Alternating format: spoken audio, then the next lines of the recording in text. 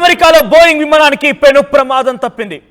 Take off అయినటువంటి కాసేపటికే engine లో సాంకేతిక లోపంతో పైలట్లు అప్రమత్తమయ్యారు. ఏటీసీకి మేడే కాల్ ఎప్పుడు చెప్తూ ఉంటారంటే కనీసం ఎమర్జెన్సీ వచ్చిందనేటువంటి ఆ మెసేజ్ ని పూర్తిగా పాస్ చేయలేము.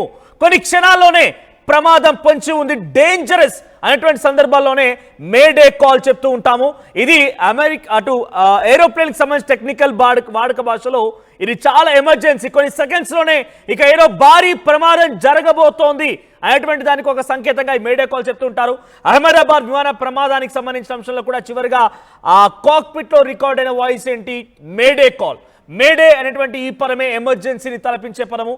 అయితే మేడే కాల్ ని ఏటీసీకి ఆ సమాచారం అందించారు.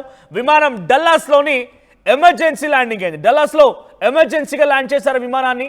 విమానంలో సెకండ్ ఇంజన్ ఫెయిల్యూర్ తో టెక్నికల్ ఇష్యూ తలెత్తింది. సో ఫ్లైట్ సురక్షితంగా ల్యాండ్ అవడంతో పెద్ద ప్రమాదం తప్పింది. అయితే ఈ విమానంలో 250 మంది ప్రయాణికులున్నారు. యాజ్ ఇట్ ఈజ్ గా ఎయిర్ ఇండియా విమానంలో అహ్మదాబాద్ జరిగినటువంటి సంఘటనలో ఎటువంటి సిచ్యువేషన్ నెలకొందో అదే విధంగా ఇక్కడ కూడా దాదాపుగా సేమ్ సిమ్టమ్స్ ఉన్నాయి. సేమ్ రకంగా మనకు కనబడుతోంది. మేడే కాల్ ఇచ్చారు.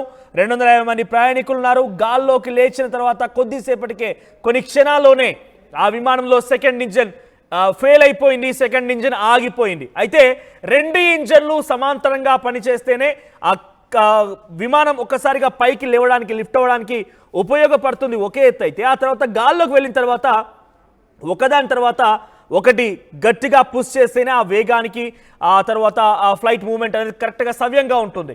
ఒక ఇంజన్ పై నడవదా అంటే ఒక ఇంజన్ పై నడుస్తుంది, కానీ ఎంతసేపు వరకు కొన్ని fraction of minutes, fraction of seconds వరకు మాత్రమే. లేదు కాదు కూడదనుకొని సింగిల్ ఇంజన్ పైన దాని ఆ రకంగానే కంటిన్యూ చేస్తే ఒక ప్రమాదం పొంచి ఉన్నట్టుగానే భావించాలి.